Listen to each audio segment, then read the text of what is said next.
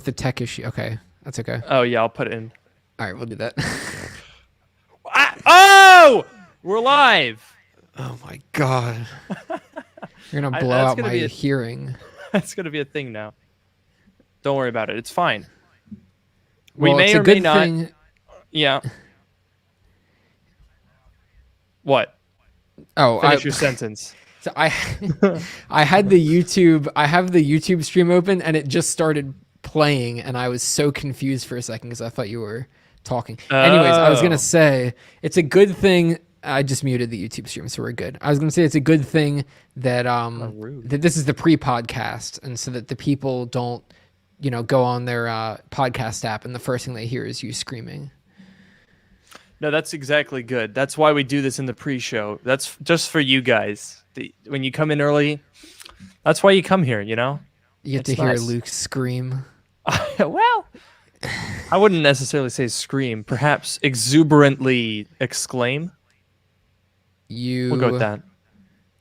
You could say that. Oh, I like your thing that you just wrote.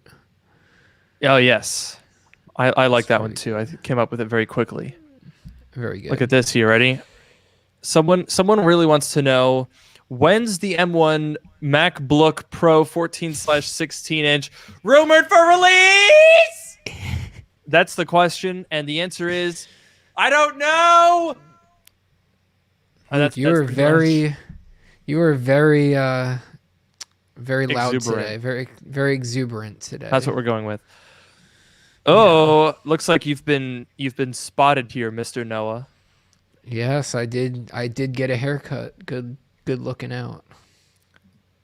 People are really paying attention here. Yeah. Oh, we got in a Twitch chat. We have a Twitch viewer on the M1 MacBook Pro. Ooh, It can very actually play nice. Minecraft and not sound like a plane taking off. That's actually a really good point. Playing Minecraft on the MacBook Pro is actually a really good experience. Even though it's I think it's running Rosetta, isn't it? That's not native. I guess it depends. I don't know. It depends on if your version of Java is native. Even then, I'm not sure. But no, it's looked pretty good. I remember didn't you have that tweet about it that did pretty well? Yeah, it did. I think it got reported on in some tech mags. Like sometimes I tweet the dumbest stuff and it'll get picked up on like tech publications. And then other times I'll tweet something that's like actually interesting and everyone's just like, whatever. Yeah. Like literally the strangest things will get picked up sometimes. I don't know why. Yeah, you never know. Let's see. Oh, I think someone was saying your video was freezing. I think it looks okay to me. Yeah, no, I'm not seeing any of that. I don't usually when actually wait, no, looking on the YouTube stream it looks like no, I don't know. I don't see it. Also, I'm noticing we've got definitely more of a pale color background theme going on compared to previously. We got sort of pastel action in the back here. Yeah, I was going for more of like a seafoam green, but I feel like it just looks like a pale green on the stream. Or maybe it's the light over here that's doing that, but I don't know. It's not bad. I'll take it. I don't know. People are saying Joe Plavin's in the chat saying that I was freezing for a few seconds. We all know. I guarantee Joe texted me personally because that's what he always does. He's always like, "I'm just gonna text you," and I'm like, "Hi, Joe. What's up?" Did you? But You're using the new. I don't think it's still freezing. You're using the new streaming thing, right? Yeah. We as you know, everyone was saying like, "Oh goodness gracious, your stream is so bad," and we were like, "I know," and they were like, "You should fix it," and we're like, "I know," and then we fixed it. So there you go. StreamYard also does have some issues, and it's hard for us to identify the issues because they don't show up on our end. I don't understand why StreamYard, like Noah and I were having a conversation when I was freezing, and neither of us noticed it on our end. Also, when I pull up the YouTube stream, it looks different than what I'm looking at in our StreamYard dashboard. So, bear with us because we're really trying to get these things to work, but I mean, it's nothing that we're doing. we don't even know that it's happening because we can't see it. So we're doing our best here. Yeah, it's kind of as long as the audio comes through, I think we're okay. Yeah. Although, granted, every time there's a freeze frame on my face, I'm always making the dumbest expression, like, yeah, like something ridiculous. And you're like, I was saying like, oh, the M1 MacBook Pro is really great, but somehow in there's like a facial expression that looks like this, and that's the one that gets stuck on the screen. Mm-hmm. Now, I guarantee someone's going to tweet that at me, and that's going to embarrass me for years to come. But you know what? It's whatever. I'll add it to my collection. Noah has this collection on his. I mean, it's fully backed up on your iCloud, so it's beyond the scope of my abilities to delete if I were to commandeer your phone. Mm-hmm. But he has all the pictures. He just stores weird, embarrassing pictures for, I don't know, blackmail purposes. What's the point? Sometime in the future, they might become useful. But I have quite a few years of interesting, let's say, pictures of Luke. Nothing too interesting, but you see, the way that you say that makes it sound like there's some like really bad stuff. It's literally just me like making a stupid face or something. Yeah, but I don't Someone know. says that they could see you having a room. A room of him. like you have like an attic room with like the slanted ceiling and like a dormer window, and then on the opposite wall in like this like musty room, you have like a cork board with like pictures and like thumbtacks and string like connecting the dots. You've got like the full on like serial killer or detective, because somehow those are both like the same. They both do the same things, you know. Never really figured that one out, why they both do that. I don't know. You know, when you said that I could have a room full of these pictures, I was thinking I might just put them up on the walls of my office here. I could work. Little decoration could be kind of nice. Ooh, someone's asking for a room tour. I think we actually did do a room tour, kind of. I mean, the latest video with the theater seats has actually basically a tour. One video before. Not the latest video, but a relatively new video. The home theater video is in my office room where I am now. So if you want a room tour of my office, you can check out. See, I'm plugging you here, Luke. I'm trying to help you out here. I'm sorry, I got distracted because your mom just texted me a picture of you when you were like 8. It's a picture. Geez. It's a picture of you. I think this is from Facebook, and it's at Nintendo World in New York City on June 8th, 2008. Oh boy.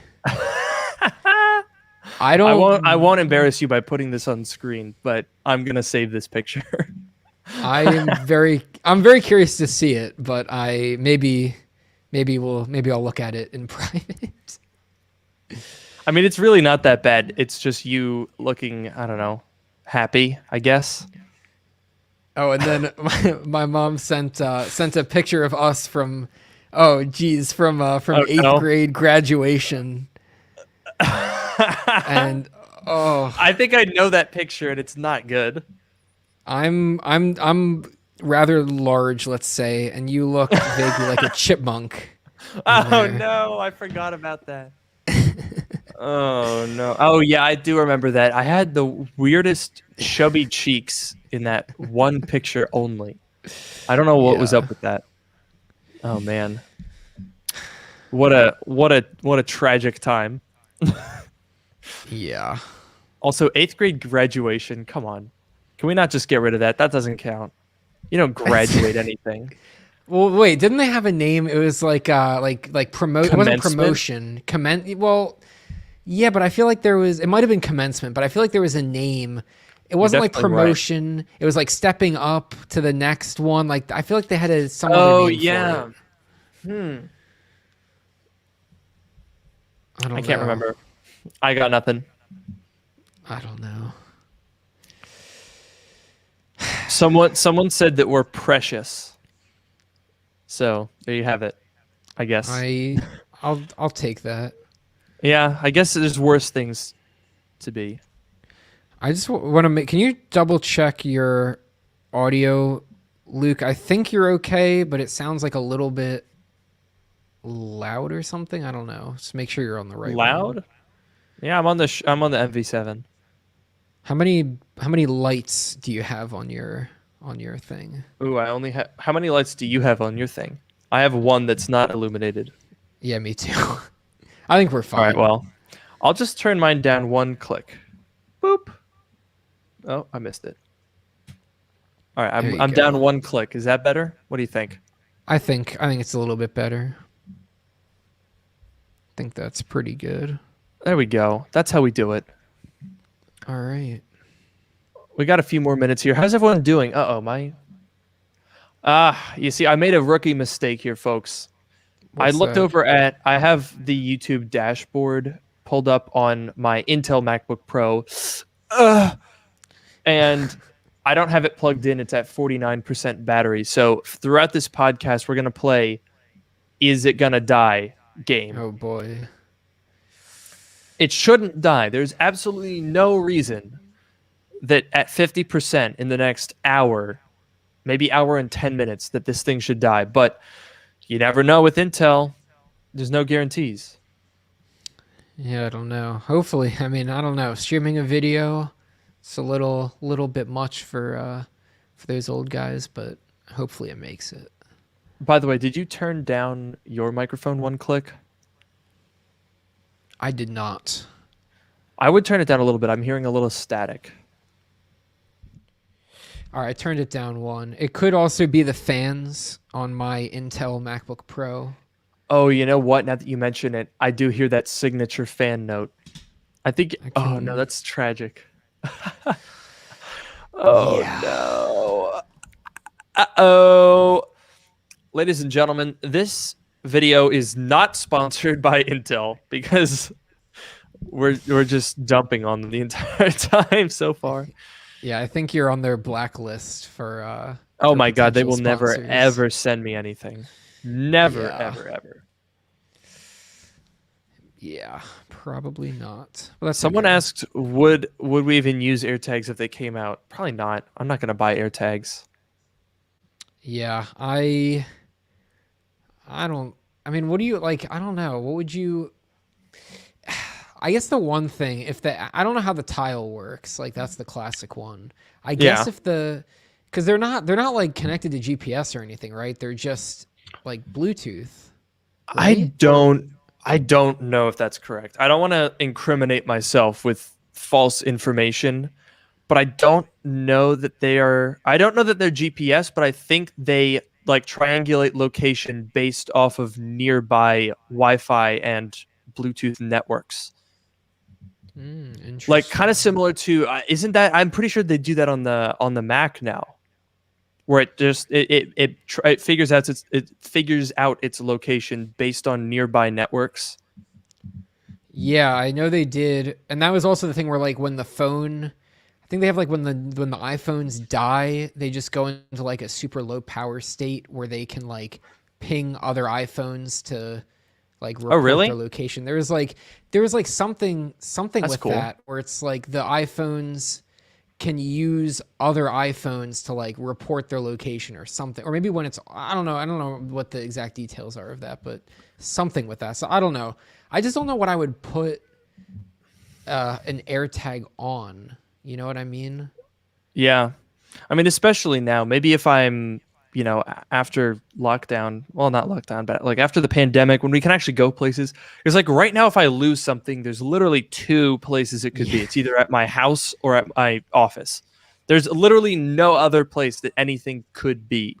So I don't really true. need to air tag because it's like, oh, it's at the other of the two possible locations that it could be. Yeah. And they're probably going to be like $50. So I don't feel like spending that.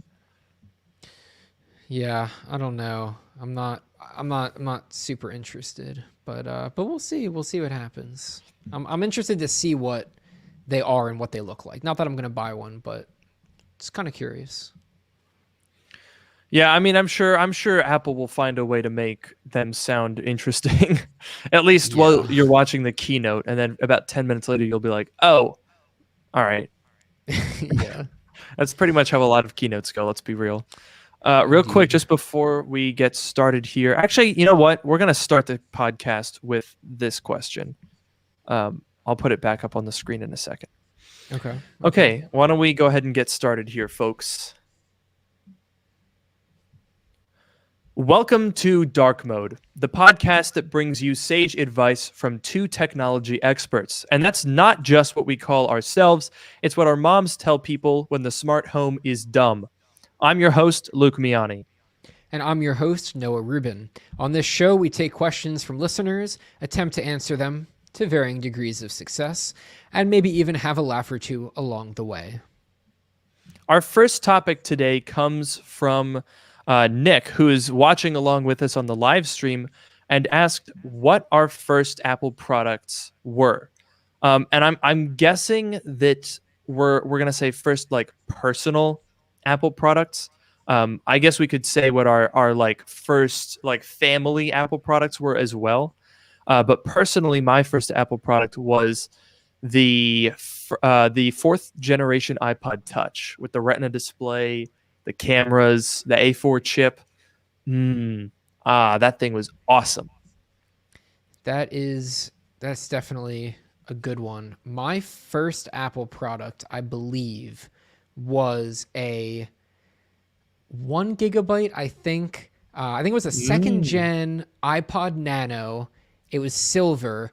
I think it was 1 gig because I think the colors were 2 gigs and the silver one was 1 gig. I think so. But I had the silver one, and I think it was the smaller one. So I think it was a 1 gig silver second gen iPod Nano.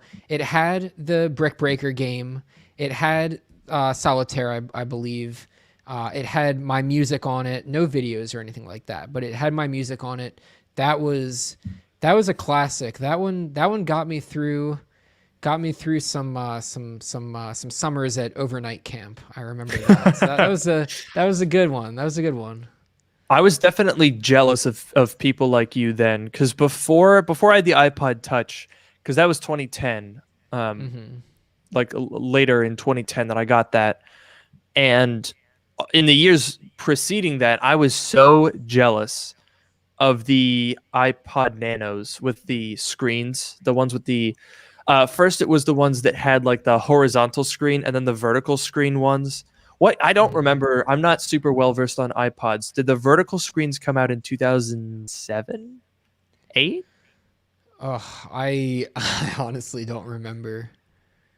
I'm sure someone in the chat can illuminate us into as to when these different iPods came out. There were a lot of iPods in the 2000s, and I don't keep track of them.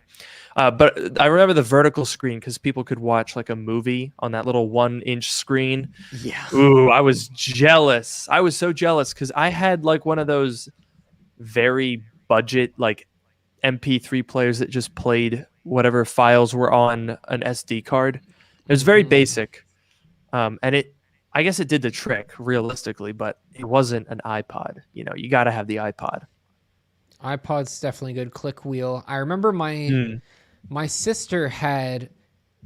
First of all, someone mentioned in the chat, and I double checked. I did have mine was 2 gigs. There wasn't a 1 gig. So the silver was 2 gigs, and the colorful ones were 4 gigs or 8 gigs. So I had the 2 gig one.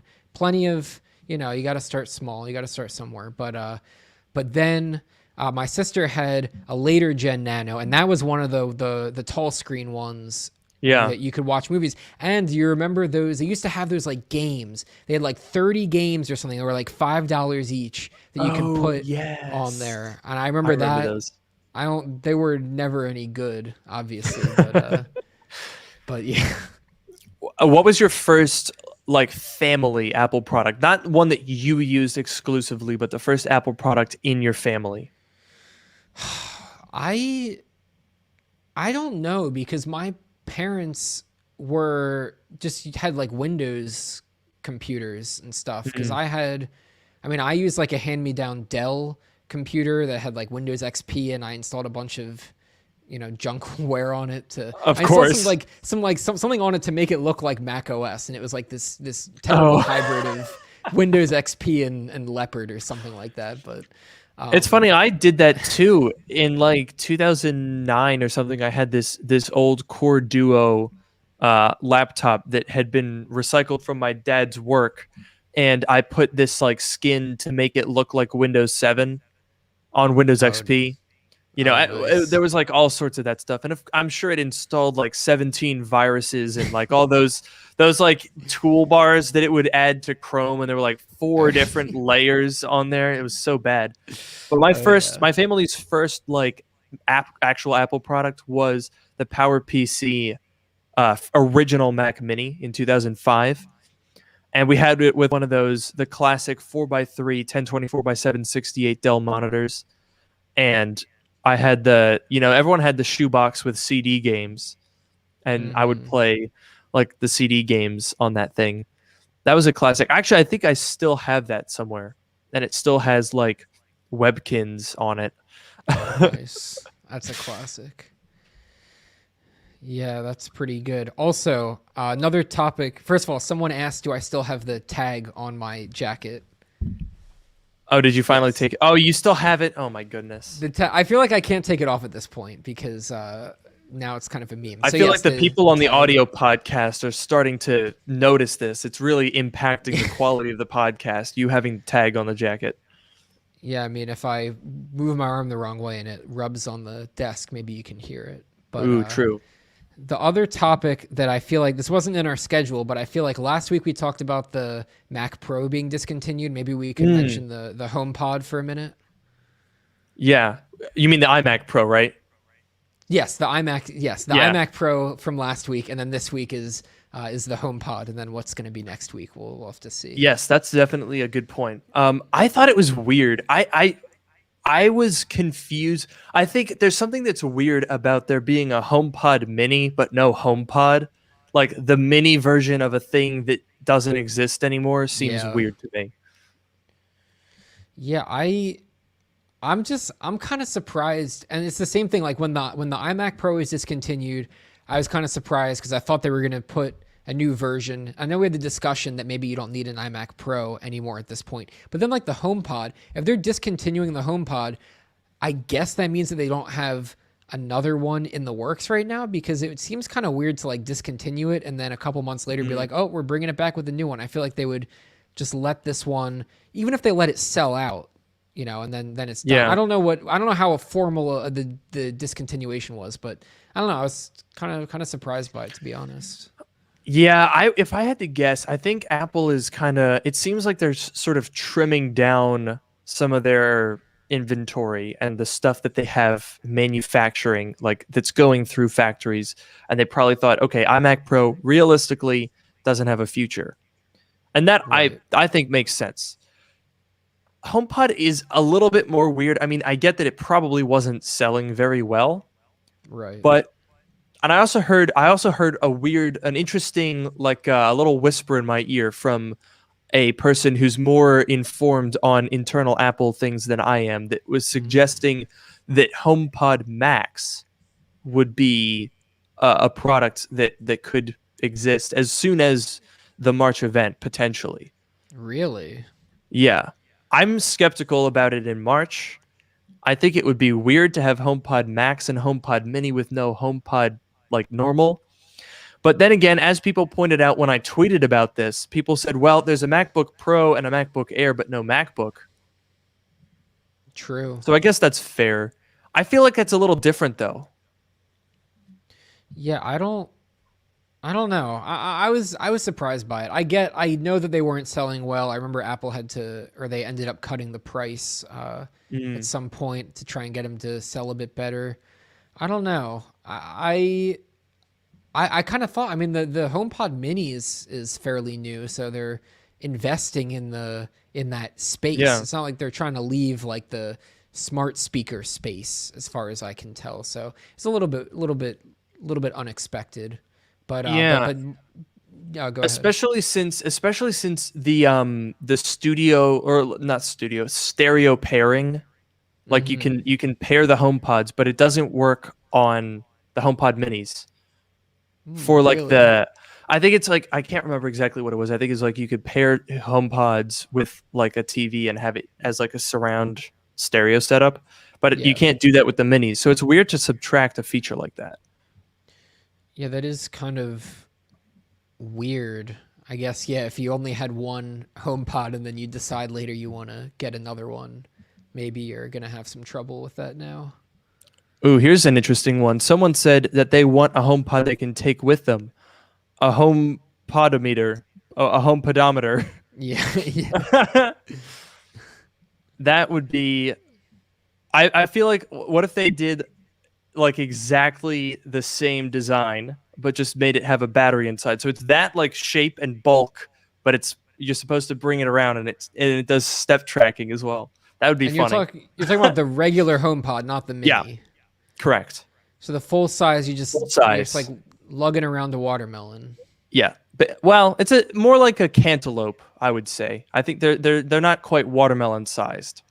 Well, actually, the outside, like the texture of a cantaloupe, is similar, more similar too, right? So You're true. That is a very good point. I almost said you're true. I don't know why. I don't know where that came from, but yeah, you're definitely right. It is.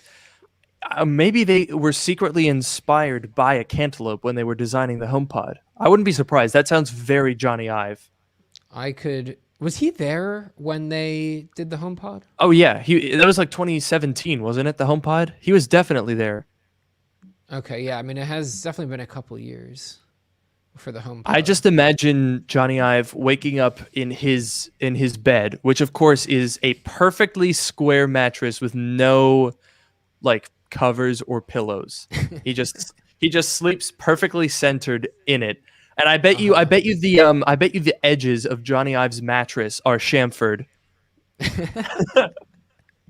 Because apparently there was a controversy because, as we all know, Johnny Ive loves wildly impractical designs, right? The chamfered edges were unbelievably expensive to produce, and they scratched ridiculously easily. And so that was one of the big things with the iPhone 6. That was like Tim Cook's triumph of supply chain, because he was like, Johnny, stop it. We can't chamfer the edges of these things. And so the iPhone 6 was a lot cheaper to produce because it didn't have diamond cut edges for some reason. And I'm sure Johnny Ive was not happy about that. So he put the chamfered edges on his mattress instead. So I just kind of picture him like waking up in his smart home, of course, which has like one window, and it's a really beautiful window. With like I imagine he uses, instead of polishing a window or like using Windex or something, he uses the same thing that they use to make the jet black finish on the iPhone 7. Like the bead blasting thing, and that's how he cleans his windows. And he wakes up and he sees a cantaloupe there, and he goes, "What if the cantaloupe had sound? Seamless, magical sound." And that's where the HomePod came from. So that's a fun little history lesson. I could definitely believe that. I was also going to say, you were mentioning when they did the iPhone 6 and they got rid of the chamfered edges, and that brought the price down. You know, Johnny, he didn't like that. So then when the iPhone 7 came, he had to do like the space dust. That was his way of getting back at them. They saved so much money on the 6 and 6S that he was like, you know what, Tim, you're not going to silence me. I'm buying space dust, and we're going to make the most purposeless, shiny, jet black finish for a phone that after 2.5 minutes is going to look like it was hit by a train. And that's just the most Johnny Ive thing. You know, bless him. I kind of miss him sometimes. Because sometimes I feel like recent Apple designs haven't been impractical enough. I mean, where is our mouse with charging port on the bottom? That's what I want to know. Yeah, that's a good. And for context, in case you don't know what we're talking about, it's the iPhone 7, the jet black. There is a video that Johnny Ive narrated, and they talked about how they make the jet black finish. And there's this scene, it's like the interstellar docking scene, where they have the phone going and it goes like woo, it like dips into this like white like space dust. So that's what it literally looks about. I don't know if that was like a common thing in tech vernacular, calling it space dust, but I think it should be, because it's absolutely what it was. And it's like the interstellar docking scene, and it goes in and it goes over the I think the word that he used was complex geometry. Yeah. Yep. Yeah. It was like Fine metallic shavings flow over the complex geometry of the enclosure. You know that uh, Oh classic yeah. Johnny. Classic Johnny. You got to miss the guy. He had a way with words. He Let's sure say did. that. He sure did. Let's move on to our first actual topic that we had planned out. And that is sort of in a similar vein, I guess, insofar as it's talking about Apple, which I guess is kind of logical for us. Uh-huh. Um, are we moving toward a dystopian reality where a few companies control our lives? And I guess my response to that is moving toward. I think we're kind of there, aren't we? I mean, you could totally live your whole life on Amazon, Apple, and Google, and Amazon. Wait, I already said Amazon. Yeah.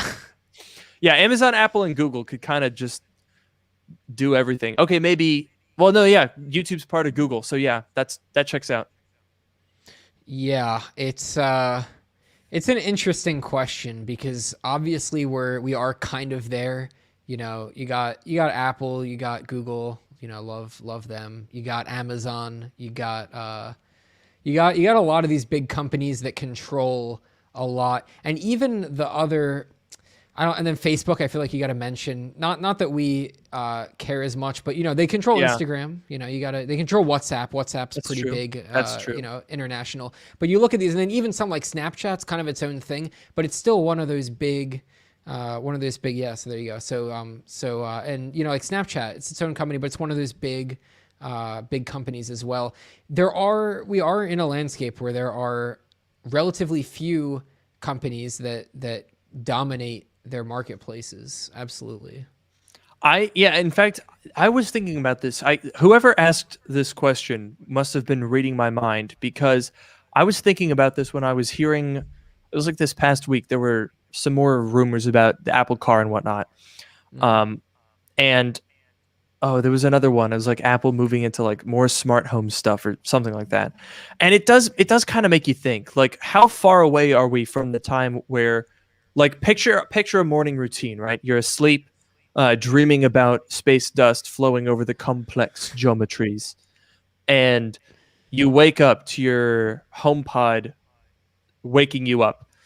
You see your Apple Watch next to you. You put on your Apple Watch and you start your morning routine. You pull your iPhone off the air power charger in this hypothetical like near Yeah. future scenario, right? You pull your iPhone 14 off the air power. You you get up, you go to the bathroom, you get dressed, you have HomePods all throughout your house playing music, and you tell Siri to like remind you to get more milk because you're out of milk or something like that, and you grab your iPad Pro, you grab your MacBook, you put it in your bag, you head out the door. Your iPhone has already unlocked your Apple Car. You get in, Apple Music starts playing on the stereo, and off you go to work. That's not that crazy of a future because most of that is already here, except for air power in the Apple Car. So I don't know. It is definitely weird, especially with Apple now doing services as well. It's like, okay, now they're not just your products. The ecosystem is becoming more of a lifestyle than an ecosystem at this point.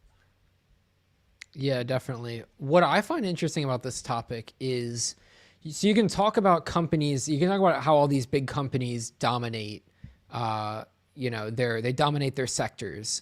But then I think it's also kind of interesting to think about because there are like smaller alternatives, you know, for any of these products, you know, an email service, a search engine, video platform, whatever, there are smaller alternatives. And then and there's a growing movement of people that are trying to leave behind the big guys and they're trying to go with the smaller ones, you know, the DuckDuckGo and Ecosia, if I'm pronouncing that right, for the Yeah, search engine and you know, for all those other Vimeo. things. Vimeo, yeah. So like how practical is it now and how practical will it be in the future to avoid the big guys? I think is kind of the interesting question. And it's interesting though because I feel like if you look at the trend for the past 20 years, you could definitely make the argument that Apple is becoming more and more in control of our lives if you subscribe to the Apple lifestyle. I know plenty of people that don't even own a single Apple product, and they're completely checked out of that whole like ecosystem, lifestyle, image, whatever. They're in their own However, I think, ecosystem. yeah, exactly. But I think I don't know. I don't know that there's a direct parallel to the Apple ecosystem because, like, do you know of another company, like a major company, where you could have like their smart speaker with their smart assistant on your smartwatch, smartphone, laptop, and tablet, where you have all of those things? Oh, and a TV, let's say, we'll add that as well, and a desktop, where it's all the same company. I'm trying to think of another company I'd that say has all of those things. I think Google mostly with their Pixel phones and the Chromecast and Android and all their services. I think Right. you could put Google in. Not, it's not quite the same as Not Apple, quite but though, because Google doesn't make their own smartwatch. They don't have a desktop, or I would argue a real operating system. So I don't think it eh, would. I don't think that would really count. And also, they don't make a tablet anymore either, because the Google Slate. What was that thing? I think it was the. They had the tablet. It was not good. I remember that one was a funny one because when the what was it, the Pixel Book Slate? I don't remember what it was called. yeah. Um, I don't even know if they still sell that. I think they kind of swept that one under the rug a little bit. But I Mm. remember they sent me an email. They were going to send it to me, and it got immediately just like trashed by reviewers. And then all of a sudden they were like, "Oh, we're going to send it like next week." And then eventually they were like, "We're actually going to just send you a Pixel Book instead." For no reason. We just Mm. kind of feel like it. And I was like, "Hmm, that's very telling." So Fair yeah, I mean, I enough. don't think there's another company that I guess you could say Samsung. Samsung makes laptops and smartphones that are good and smartwatches. I don't know that did they make any desktop computers though? And they certainly don't make Mm. their own operating system. That's another thing that we have to keep in mind. Even if you have a company that makes their own hardware and you can have a smartphone, a smartwatch, a laptop, a tablet, a TV, a smart speaker, usually they're running some sort of licensed software like, Windows or Android. I Right. don't know that there is another company in existence, at least in the North American market, which is what we're familiar with, that has as much control as Apple does. And I have to say, I don't think it's necessarily a good thing. You know what I mean?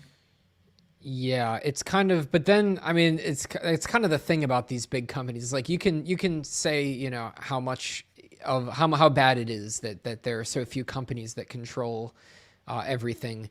It's kind of hard. Like if you were trying to break in, if you were trying to become the next Apple, right? You can't Hmm. do all of that stuff. You can't have the operating system and all the different you know, products and all the different services. Like if you're kind of if you're growing, if you're starting a new company and you're growing up there, you know, you're probably going to be doing one of those things. You're going to have you're going to be selling laptops, you're going to be selling smartwatches or something. But you need to have such a big scale. Like Apple, you know, Apple, Google, these companies have such a huge scale to be doing all of this stuff. So it's sort of like, I guess, the barrier to entry.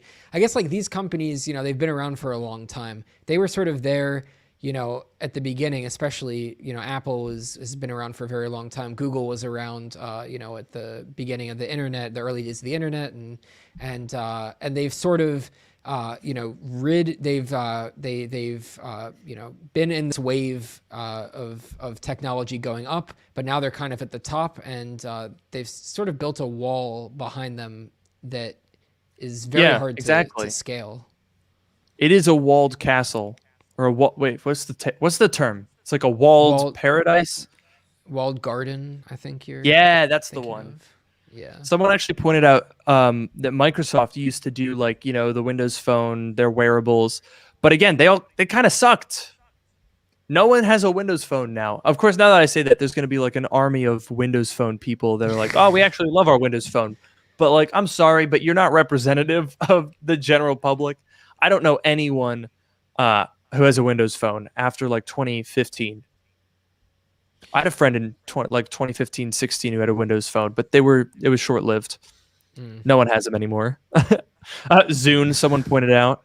Yeah. Yeah, that's exactly right. And I think one of the things is, if you're another company that you can't do the stuff that Apple does. Other companies do not have the capability to do, like, getting rid of the headphone jack. If you're a startup company, you can't do that. You can't force people to, like, moving to ARM. Let's say you're a startup laptop manufacturer and you say, okay, ARM is really promising. Apple's moving to ARM. We want to go there too. Well, you're out of luck, because as long as Windows or Android are locking you out of something, you just have to deal with it. So that's why Apple can move to ARM, and that's not even, we're not even talking about small companies. Dell can't move to ARM.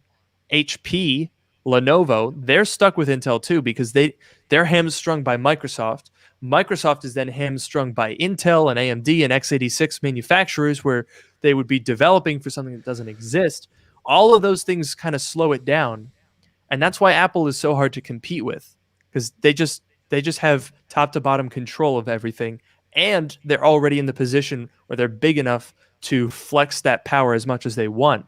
And so there are benefits to that. Obviously, I'm using an M1 Mac Mini to stream this right now, and it's not even warm, unlike Noah's MacBook Pro, which is like a jet engine. Hmm. But there are downsides to that too. Yeah, it's definitely like the products that these companies are going to make are going to be they're going to make good products, and they're going to sell them. You're going to be able to access, good products, because they have a lot of money. They have big scale. They have deals worked out with all the manufacturers. They do a lot of stuff in house, whatever. You're going to get better.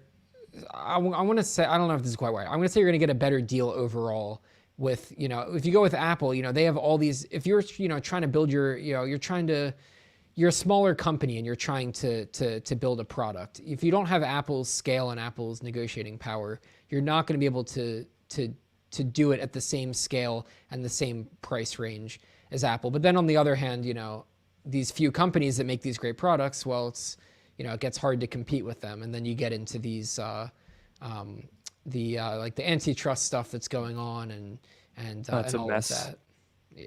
Yeah. We love corporate oligarchy. Anyway, our next, I wanted to address, we had a super chat here in the live stream. Let me see if I can pull that up to quote it directly. If not, okay, I yeah. have the quote as well. So thoughts of iPhones and smartphones being used in feature filmmaking. Is there a future for phone-based filmmaking? I think this is an interesting question, because I don't necessarily think that there's even a future. There's already a present for iPhone filmmaking. The movie Unsane, which came out in 2018, was shot on iPhones, wasn't it? I'm pretty sure. Yeah, And that that movie did was yeah. really well. It got like an 80% Rotten Tomatoes. It did very well at the box office. I'm definitely not just like looking at the IMDb page right now. Definitely not doing that. But it did very well, and it's got household names such as Claire Foy and Jay Farrow, Oh yeah. which I Do you just remember? know off the top of my head. Of course, of course. Hmm. Yeah, it's definitely interesting, because that's happened. I think there's been some other movies. I know there's been short films and whatever. I think you Yeah. could broaden the discussion too, and even just talk about how the phones and the technology has made filmmaking and video making like more accessible to people. Like, for Yeah. example, on my YouTube channel, I have my iPhone 12 Pro, and before this I had an iPhone 10, and I filmed my videos with those phones. And like, honestly, you have your phone. I don't, I'm not, I do YouTube. I make a video occasionally, so I do it for fun. I'm not like Luke. I don't have. Joking. The joke is that Noah uploads videos every fiscal quarter. Yes, so I have my Have you quarterly actually? Do you video. have one for this quarter? I think you missed one. Oh, well, I guess, yeah, Q1 2021. I don't know if I had Or one. no, I I think, don't wouldn't it be know. like Q4 2020? I think is what you missed. Yeah, I don't know. I Because the must have missed fiscal one. quarters are weird. I think they go into the next year. Anyway, the point is, yeah, iPhones are here. And even if they're not going to be used for like, there's not going to be an Avengers film shot on iPhone. Right. Uh, there's not going to be like big blockbuster films shot on iPhone, but as Noah said, accessibility is the really big thing, because it means that if you wanted to get into filmmaking, it is now so much easier because iPhones are actually pretty solid. I'm always consistently impressed with how good people get iPhone footage to look, because every time I take a video with an iPhone, it looks like ass. I don't know what I'm doing wrong. I mean, granted, I'm not exactly taking like cinematic videos with like stabilizers or stuff like that, but it always looks bad. And then you see this like shot on iPhone footage and it's like with a 6S and it looks amazing. Yeah. It's like crazy. You could shoot a multi-camera show and you could just buy 3 iPhone 6S's. It would cost you like $300 to have a triple camera setup. Easy. Yeah. Yeah, it's honestly, I'm just it's really cool. Like I can make these videos. I don't have, all the fancy equipment. I don't really have the desire to buy the fancy equipment because it's just not worth it for me. But like to have my phone that I use every day and to be able to get like 4K 60 FPS footage that like looks, HDR. and it looks good. Like it looks really good. And to just have that on my phone, and I just stick it in a tripod and I can film a YouTube video. It's honestly pretty cool. It's so accessible now. Someone brought up that Modern Family shot an entire episode on the 6S. I remember that. Remember the episode? I don't know if you've watched Modern Family, no, but they did a whole episode that took place on OS 10 Yosemite when that came out in 2014. That was a really cool I episode. remember that. Very creative. I remember that episode. I have watched a decent amount of Modern Family. I also remember, totally random, but from that episode, because they had the episode that took place on Yosemite, and I think they said they like made that before Yosemite came out, and they had to like recreate all of the graphics and stuff. There was like Really? I don't remember. There was like a whole thing that it was like actually super complicated to make that, but it was I always liked those, like the Modern Family. There was the movie Searching. There was, I think, another movie where they like take place on a computer screen. I always find those pretty cool. Yeah, Off I think topic, I remember but that. Yeah, I mean, well, not really, because we're talking about iPhone filmmaking, and I mean, it's a really creative. In terms of Modern Family, that's also a really smart business move, because I'm sure they got a lot of money from Apple for that integration and product placement when it's integrated into the plot like that. Like, we're talking about it because it was cool. It was interesting. It was an advertisement. It was a 30-minute long ad, essentially. But it was interesting and it was clever and it wasn't like overbearing. And product placement like that can be very interesting. And I'm sure that, what was the movie? I already forgot the name because I closed the IMDb page, that shot on iPhones. They like made enough of a deal about it that I'm 100% sure Apple was like, you should shoot this video on iPhones. We think that would be very good for you. It was a pretty low budget movie, so I would guess that Apple helped out with that, and I don't blame them for it. It's a pretty smart advertising move. Not that Apple really needs to advertise. Let's be real. yeah. No, but it's definitely a testament. It's kind of cool. So I guess like there's two sides. It's very accessible to people like me and other people. But then if you want to step up and actually make, like a movie or whatever, there's lots of accessories now, stabilizers and lens attachments and different things, and you got Pro Raw and HDR, and you can do a lot with the editing. It's just, I don't know, it's just really impressive how much tech and how much tech's in the cameras, how good the cameras are, how accessible all this is. So it's a great topic. Yeah, definitely. And in fact, I guess kind of similar to that, one of our other topics, if you want to pull up the email from Ben, was about sort of disrupting industries with a one-person team. I don't know if you have the email up and you want to read like a little snippet of that, because I think it's a very related and similar topic. Yes, I have this email up. It came from Ben Wiles. I hope I'm pronouncing that correctly. I'll try and summarize it a little bit, but basically, so Ben, who emailed us, said he works for a tire company in the UK, and he was trying to convince this company to do some in-house production. He says it's like he's trying to do some in-house production, I guess for commercials or advertising or something along with that.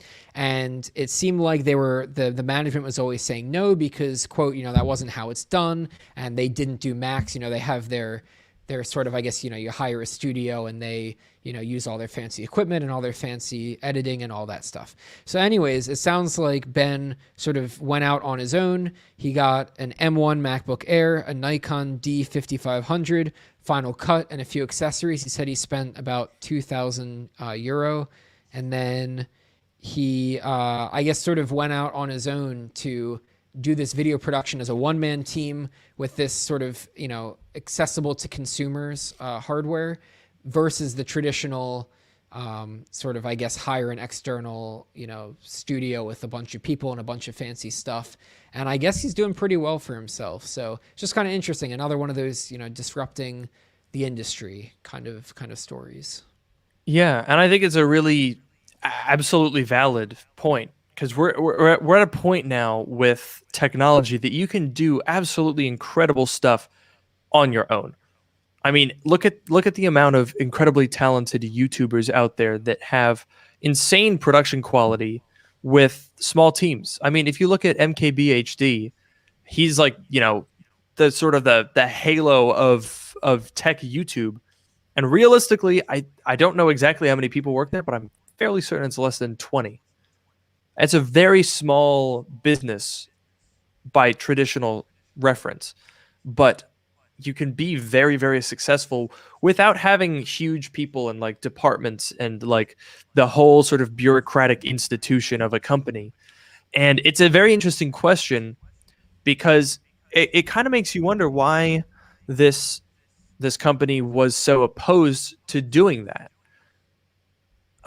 It's a very interesting dilemma because you'd think if someone gives you the opportunity to do something for less money, why would you not just like give it a shot if you're a traditional company? You know what I mean?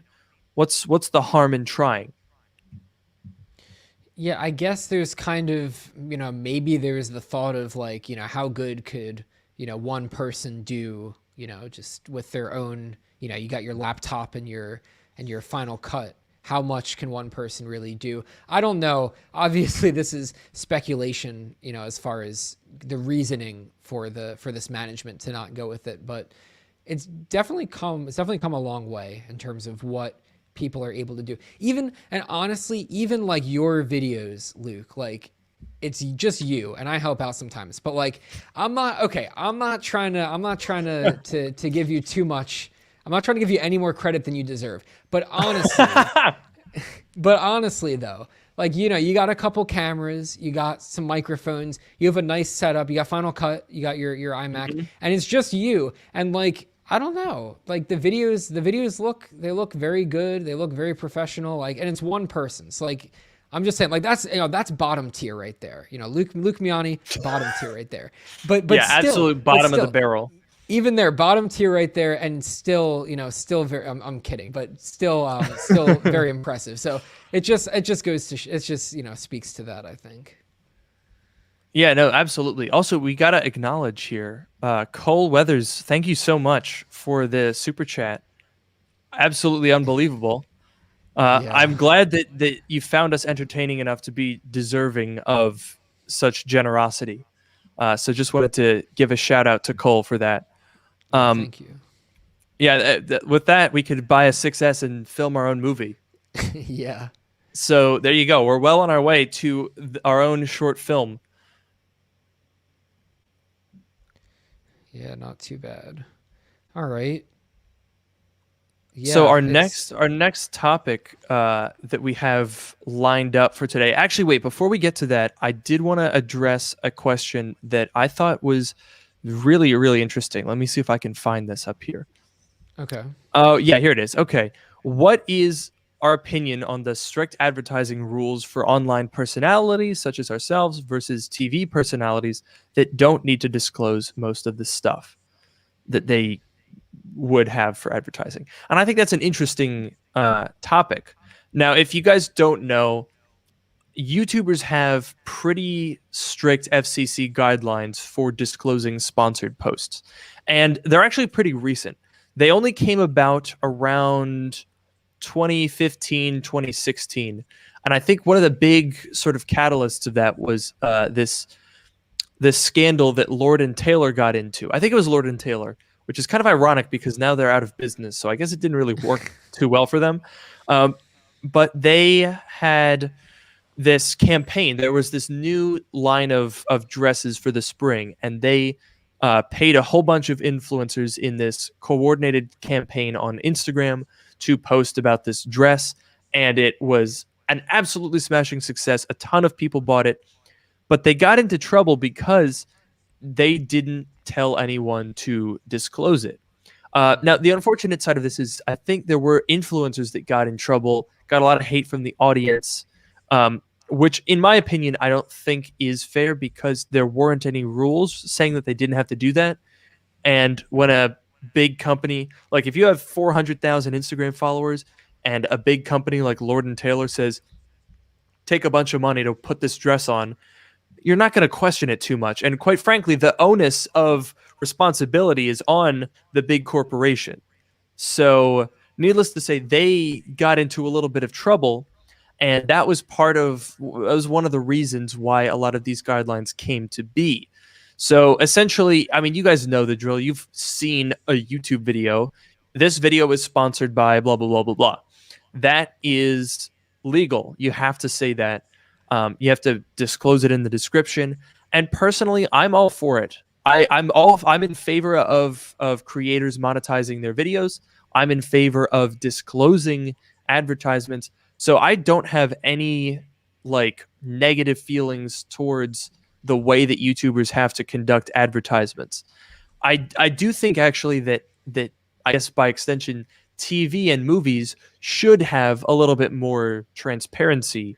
Now sometimes you can tell, like I remember this like season 1 of Designated Survivor, which was a very good show that was sponsored by Ford, and they're like going out to try to like uncover this terrorist plot, and it's like this very heady scene, and they've just found like a big clue about a bioweapon, and they go back and they get in their Ford Fusion, and there's like a 15-second prolonged sequence of like showing off the interior of the Fusion and like the eco dial and the gauge cluster, and like and then the main character's like, oh, let me connect my Bluetooth to the center thing with the, what was that, like that, I can't remember. They had like it was like some Microsoft powered smart thing that they used to have in Fords. And it was so clunky.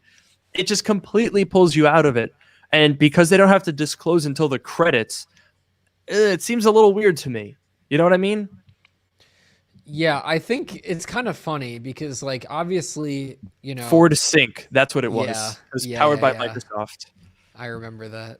It's kind of funny because obviously, you know, disclosing that you're being sponsored is a good thing. I feel like it's usually pretty obvious. Like the example that you just mentioned, you know, if you're seeing stuff, if you're seeing that in an episode, you could probably guess that they're sponsored. Obviously, you know, obviously the disclosure is helpful. And there are some times where like I'll see a TV episode and at the end it'll say like promotional considerations by some company. Mm-hmm. So I guess that's sort of a little like a lighter version of a sponsoring. Maybe, you know, their products just appear in the episode, but not so much of a center stage example. I don't know. I just feel like it's usually pretty obvious when something is being sponsored. I don't know. I do think though that it gets a little bit more dubious with like children's content. Cause like when you're an adult, there's a reasonable expectation of like, okay, if this person, if you know, they're coming out of a crime scene and they go, oh, my Ford Fusion gets 40 miles to the gallon. How cool is that? Anyway, let's go catch this murder guy. Like, you're like, I don't think that was just, you know, an organic line that they just felt really fit with the mood of the show, you can kind of pick up on the context clues a little bit. But if like Blue's Clues had an episode where the chair was replaced with a new like model from Raymore and Flanagan, then Oh I think yeah. it would be a little bit questionable, because the assumption that people are aware that they're being advertised to, I think, is pretty important. And as we said, there are disclaimers at the end. The credits: promotional consideration provided by Dell. That's a common one. The Office had that a lot, I think, because of Hmm. the monitors, the ubiquitous Dell Office monitors that were in all those episodes. And like, so you do have to have disclosures in TV and film. It's just that you Right. can put them away at the end when no one's watching, so you can kind of get away with it. It would kind of be like if I did a video where all of a sudden I was very mysteriously in favor of a Lenovo laptop and talking about how much better it was than a MacBook. And then at the very end, at the end card on the bottom right in 12-point font, it said sponsored by Lenovo. And then the video ended. Like, it's like, okay, you did it, I guess, but like, Yeah, that's true. I guess that is a good point that you made about the children's content. I feel like, yeah, for children and teens, like if you're a child, you're watching the Blues Clues and you see that Raymore and Flanagan chair and you're like, mommy, I want the Raymore and Flanagan chair. Like that's definitely that's what all the kids are looking at is the Raymore and Flanagan chair. But they're to like, be mommy, we got honest to go to though, Raymore and Flanagan so we can be like Blues Clues. no, to be honest though, it is kind of interesting. I know there's all those like toy channels on YouTube, and I'd be curious to know how much of that is And I don't want to start speculating about this stuff, but I would just be curious to Oh, know how that's much of it very interesting. is sponsored and how much of it they're clear about versus not so much. Because yes, that's a really interesting point. If I were a toy company and I were trying to get a loophole, I think you can kind of get away with, like, when a company sends you a product for review, then you don't have to disclose it because there's not an obligation there. So like, I've had a couple of videos that I've worked on where a company has sent me something, like, well, actually the recent video that we did where we set up a home theater, Hmm. Valencia Seating sent us the chairs, but I turned down doing a sponsored video because I wasn't interested in just making an advertisement. I wanted to just kind of do my own thing. And so that's kind of one way that you can get around that. I mean, as a company, you have to then make a good product, because I've had a couple of things, like a couple of years ago, where a company sent me a product, it wasn't good. I made a negative video and they said, "Hey, can you take this out?" And I said, "No, I can't. Sorry, too bad. Make a better product." Because that's basically all it is. And I actually wanted to address someone. Someone pointed out something interesting. Oh man, I lost it in the chat. Oh, here it is. This portion is sponsored by X company. And Michael was wondering what that means. This is one that I've seen on YouTube, and I actually kind of like it. I think it's an interesting idea because um, it's really more of a technicality. It doesn't really change anything about the video. But my understanding of saying this portion is sponsored by the company would be to say that this advertisement is brought to you by the company. The rest of the video is independent journalism or whatever. It's content that is not branded, and that, I think, is a valid distinction. In case someone might be confused, I guess it would make sense more if you were doing an Intel laptop review that was sponsored by Intel. I know Linus Tech Tips has done that a couple of times, and they usually handle it in a similar way, where the advertisement messaging is distinctly different from the product review, so that you can tell when there are editorial opinions versus advertising messages. And I think that's an important distinction to have, especially if the advertising content and the video content are on a similar subject.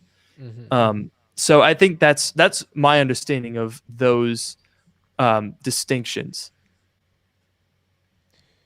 Yeah, definitely important. I'm glad that I guess things are moving in the direction of being clear. And I also feel like it's popping up a lot more. Like I go on Twitter sometimes And when people have like a tweet that goes viral, they'll Oh my post like gosh. 10 links under, like, go buy this this like ceiling star projector, or buy this Yep, that's a this big one. like jellyfish that like is angry and happy, and you can flip it inside out or something. There's like, it's the same like 5 or 10 things, but I feel like now you're seeing Yeah, them on like on Instagram, on like Twitter. Like someone writes a tweet, and then I and then hate you get those. ads on there. You get on YouTube. I feel like there's even more ads, and there's more like channels or like platforms for these ads to be, like TikTok. I don't use TikTok, but I'm assuming there's ads and sponsored stuff on there as well. So I don't know. There's just a lot Yeah, it's of a lot.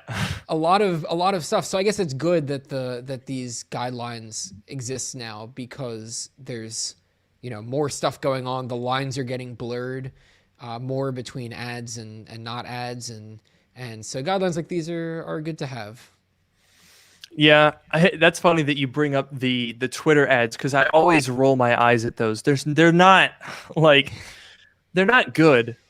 I'm sorry, but there's some like I don't know. It's a tricky line, and you know, people, you know, you got to do what you got to do. If you got that viral tweet that's popping off, and someone says, "Hey, I'll give you $500 to put a link below it," like, of course you're gonna do that. Obviously, I don't knock people for doing that. I mainly, like, whenever I see advertising content through influencers, if it's bad, I tend to blame the companies. Just as someone who's worked with companies that have at times been a little pushy and have said like, "Oh, you got to do this and this and this," and it's like, I don't really want to. Like, that was one of the reasons why I've never worked with Raid Shadow Legends, the bane of YouTube ads. If you're watching Yeah. this video and you've watched YouTube between 2019 and now, then you've seen a Raid Shadow Legends ad. They offered me like stupid amounts of money sometimes, but like, and I'll be honest, guys, I was close. When they email you and they say, we want to give you $5,000 for one video with no view guarantee or anything, Ooh, that's a lot. it is really hard to say no. But then I read the copy and I'm like, I can't even picture myself saying those words. You know what I mean? Like, it's just incompatible. That's an interesting. Yeah, it's like, how far are you willing to? I don't want to say sell your soul. That's so dramatic, but like, how far are you Well, willing to? How far are you willing to go? 5,000. I mean, that's a lot of it's money a to lot. just talk about a mobile game for a minute. But I definitely agree. I personally don't do. I don't think I've never done an ad on my channel. Obviously, it's much smaller. I do get occasional offers. They're from smaller companies, so, you know, not the same level. But I don't know. It's just, I definitely see what you mean. Like Raid Shadow Legends, like, I don't think that's like you would ever play that game. I don't think I would ever play that game. So to like advertise it to people, and it's something that you aren't even interested in, I don't know. I don't know if I could do it. Plenty of people are happy to do it. I'm not gonna put any blame on them by no means, but I don't know if I don't think I Yeah. would do it. I I'm trying to understand. find if I can. I'm trying to see if I can find. I really should have saved it. The time that they offered $5,000, they had like basically a script. There was no real creative freedom for it. Mm. Oh, did I find it? Ooh, no, this is not it. Dang it. It was honestly, I'll go through my email, I'll hunt it down, and I'll see if I can find it somewhere in here, maybe on a future episode of the podcast, because oh my goodness gracious, it was just unbelievable. Yeah, that would Yeah, be. I just couldn't imagine it. I don't know. I added that to our list of topics. I think we could revisit that in the future. That'd be interesting. Yeah, if I can find that, I will definitely read you guys. I don't care if Raid Shadow Legends gets mad at me for reading their like ad copy and making fun of it, because quite frankly, Shadow Legends sucks big butt. I would Ugh. never ever if they email me after this and they're like, "Luke, you got to stop. You got to stop trashing Raid Shadow Legends. Here's $10,000 just to stop trashing us." I would legitimately have to think about that, because I hate them so much. Oh, you're closing some doors here. I don't know. It's a door that I didn't want opened. I'm okay with that bridge being burned, because I was feeling like an arsonist when I saw that bridge. That's fair enough. Yeah, fair enough. Someone brought up here, iFixit ads are the best fit. I definitely got to agree. Noah and I did a couple of like free iFixit ads back in the day when I Yeah. had like 15,000 subscribers. We would be like, sponsored by iFixit, not really, but maybe if they actually sponsored us. And then now they actually do. And it's nice. And I love iFixit. That's like, they wouldn't even have to pay me. Oh, I shouldn't say that. Yeah, don't say that. You don't. That's No, another door. yeah, That's the door you don't want to close. yeah. No, we gotta keep that door open. That's a good Yeah. door. We like iFixit though. Yeah, like so that. thank you guys for listening. I just wanted to say, by the way, this episode of the podcast was sponsored by Raid Shadow Legends. Oh no. Plot twist, it was all just a subversive trick. I've been playing mind games with you the whole time. If you Oh. think about it, as we've been talking about Raid Shadow Legends, haven't you seriously just been like, oh man, now I kind of want to play it because I know I have. Download Raid Shadow Legends today. All right, guys, give me this. What is it? 12, 20 grand? 20 grand? Wait, what do I have to say? Come play with me on Raid Shadow Legends. I'll raid your Shadow Legend, but you got to try to get my Shadow Legend. I'm not going to let you. 50? Okay, cool. Yeah, so anyway, guys, that was my favorite game, Raid Shadow Legends, which is a fun and cool game that I definitely play a lot. Mm-hmm. Now you're just giving them free advertising at this point. I hope not. I would hope that I'm giving them. What's the opposite of advertising? Anti-tizing? I don't know. I don't think so. Maybe. I'm gonna go with that. It could be. You could make it. It could be a word. Well, it looks like we are I think I don't really know what else there is to say after that whole little debacle there. This has been the 5th episode of Dark Mode. I can't believe it's been 5 episodes. Kind of crazy. Yeah, I don't know. It feels like. I mean, it's once a week. I guess it's been a little over a month. I don't know how long it feels. I don't know if that feels like a lot of episodes or a few episodes, but I think we're getting the hang of it. I think we're working out. You know, we're ironing out some of the kinks. We got better capture cards. We got some pretty good setups here. Like it's going pretty well. It took us 4 weeks to get capture cards that could accurately display video for a long period of time. Yeah. But we finally did. So I don't know. I think it's episode 5. It's doing pretty well, I have to say.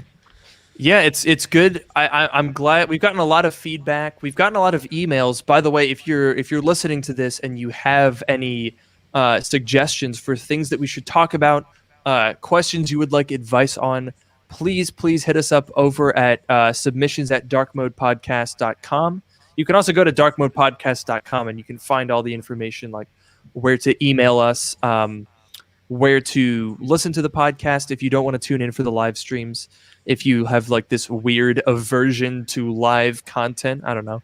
It could exist. Who am I to say? Yeah, you never know these days. But yeah, it's drkmodepodcast.com. If you have an idea for a topic, maybe you wrote a comment during the live stream and we unfortunately weren't able to discuss it, feel free to send it there. If you have any topics for us to discuss, send us an email. We're always looking for interesting things to discuss on here, and we've gotten a lot of really great topics so far. Yeah, I've been super pleased. We've gotten a ton of really interesting things to talk about. We still have a few things left on our list. We've been trying to get through quite the backlog that has built up, but we definitely prioritize new, fresh content. So if you've got anything that you want us to talk about, definitely go ahead and check out darkmodepodcast.com. That's drkmodepodcast.com. Yep. I have been your host, Luke Miani. And I've been your host, Noah Rubin. Join us Sunday nights at 9 p.m. Eastern, 8:45 p.m. Eastern if you want to catch the Sunset pre-show. And again, drkmodepodcast.com to send us topics and to find us on your favorite podcast app as well. And with that, we'll see you guys next week. Have a good night.